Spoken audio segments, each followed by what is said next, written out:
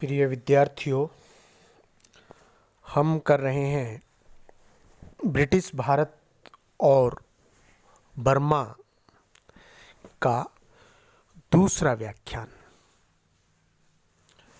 विगत व्याख्यान की बात करें तो हमने जो उस समय बात की थी कि बर्मा सेनाएं ब्रिटिश भारत के चटगांव के बॉर्डर एरियाज पर उपद्रव करने लगी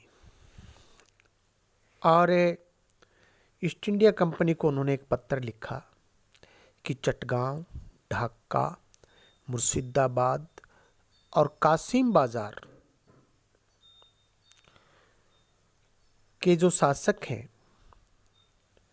मध्यकाल में अराकान के राजा को कर देते थे, अतः ये बर्मा के अधीनस्थ रहे हुए क्षेत्र हैं, इनको बर्मा को लौटा दिए जाएं।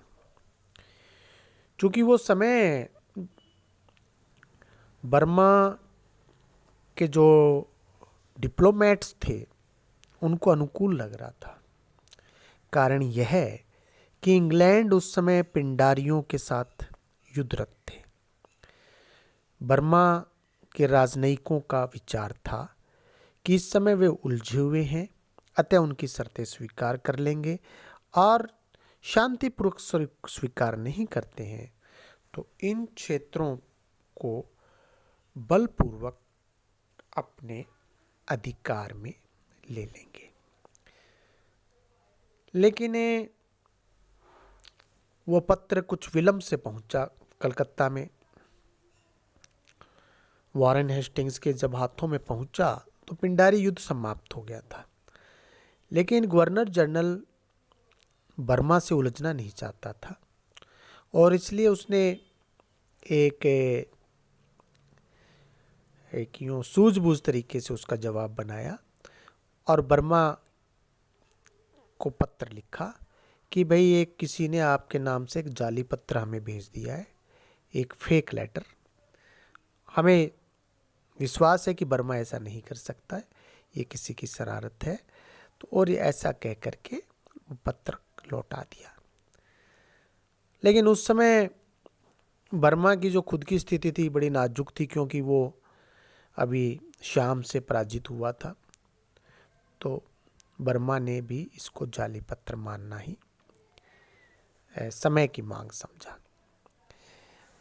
ये एक चुप्पी सी दोनों पक्षों के बीच में, लेकिन अस्थायी थी।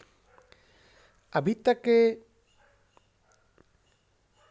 बर्मा को कुछ जो सफलताएं मिली थी अंग्रेजों के खिलाफ, वो अपने आप को अपराजय समझ रहा था। 1822 ने उसने असम पर भी अधिकार कर लिया और ईस्ट इंडिया कंपनी के उत्तरी पूर्वी सीमांत जो बॉर्डर है उसका अतिक्रमण करने लगा।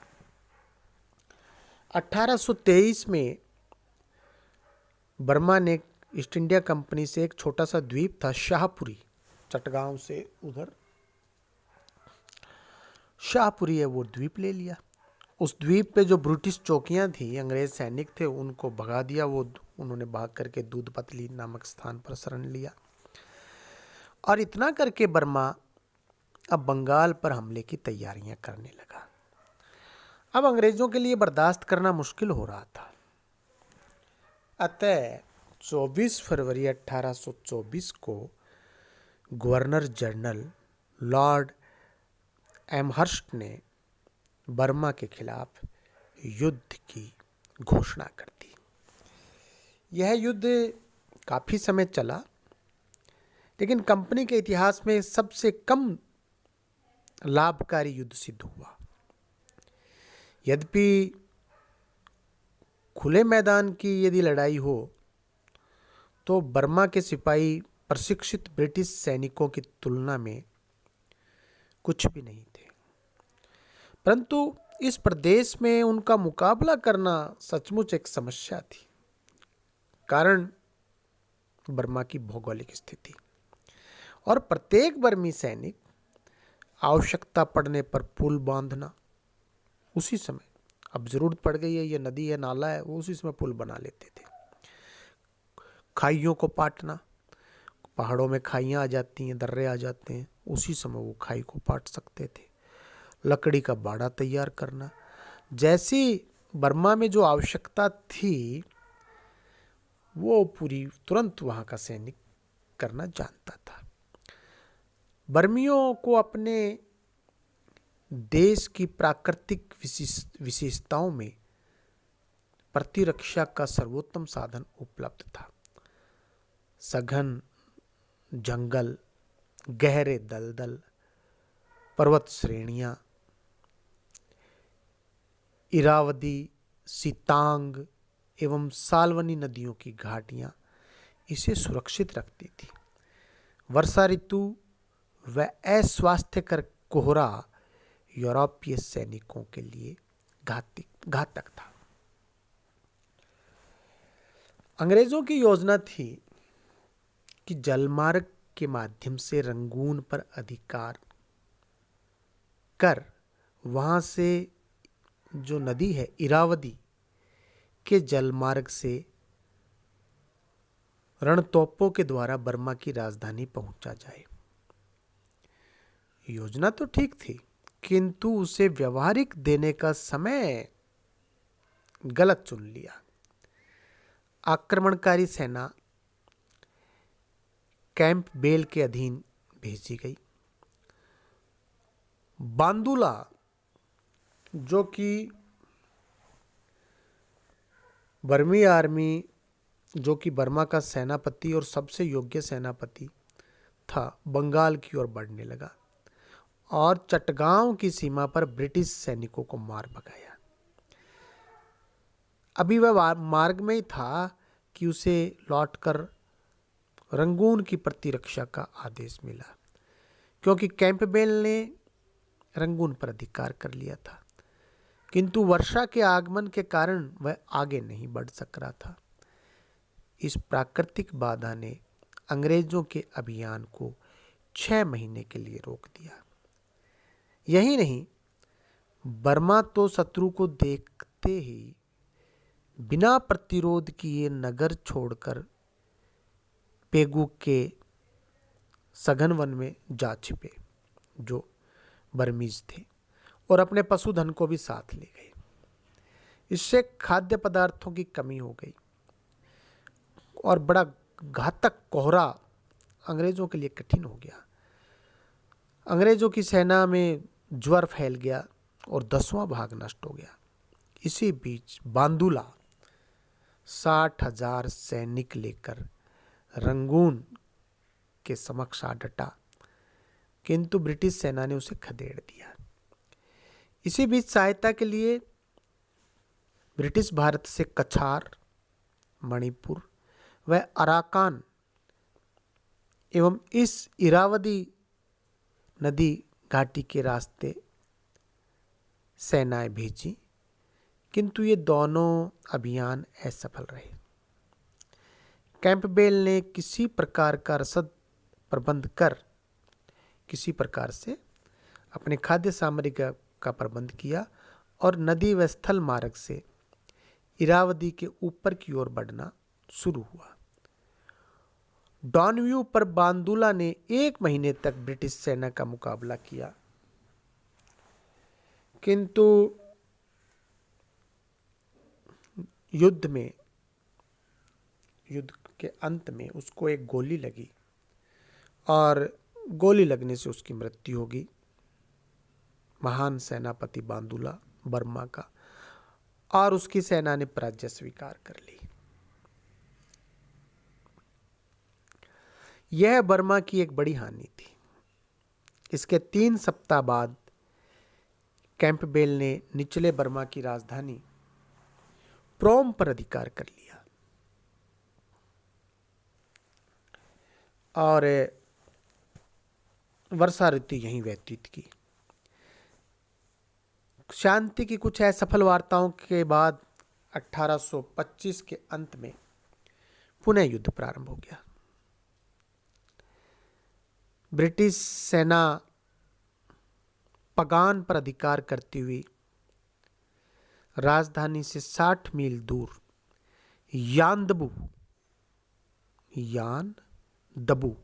यानदबू जा पहुंची। विवश होकर आवा के शासक को संधि करनी पड़ी। 24 फरवरी 1826 को बर्मा की तरफ से संधि का प्रस्ताव आ गया। संधि की धाराएं तय हुई। बर्मियों ने अराकान और तेनसरीम पर से अपना अधिकार का दावा छोड़ दिया। दूसरा, असम और काछार से अपने सैनिक हटा लिए तथा मणिपुर को स्वाधीन प्रदेश के रूप में मान्यता प्रदान कर दी। तीसरा, पारस्परिक लाभ के सिद्धांतों के आधार पर एक व्यापारिक संधि की बात तय हुई। चौथा, अंग्रेज रेजिडेंट को आवा में रखना स्वीकार किया तथा 12वीं दूत, बर्मा का जो दूत है, एम्बेसडर है, राजदूत है, उसको कलकत्ता आने की अनुमति मिली। पांचवा, युद्ध के रूप में 1 करोड़ रुपया बर्मा को चुकाने पड़े। ये संधि की 5 धाराएं तय हुई। युद्ध जन व धन की दृष्टि से अंग्रेजों को बहुत महंगा पड़ा। 2 वर्ष के युद्ध में 1 करोड़ 30 लाख स्टर्लिंग खर्च हुए, जबकि यदि मुआवजे को स्टर्लिंग में आकलन करें तो 10 लाख स्टर्लिंग मिला, जबकि खर्च हुए 1 करोड़ 30 लाख स्टर्लिंग। इसका संचालन भी प्रशंसनीय नहीं था, बल्कि जो जर्नल्स थे उन्होंने स्थिरता और निष्क्रियता दिखाई। इस युद्ध के संबंध में गवर्नर जनरल एवं परिषद की कोई एक रूप नीति नहीं थी। परिवहन एवं जो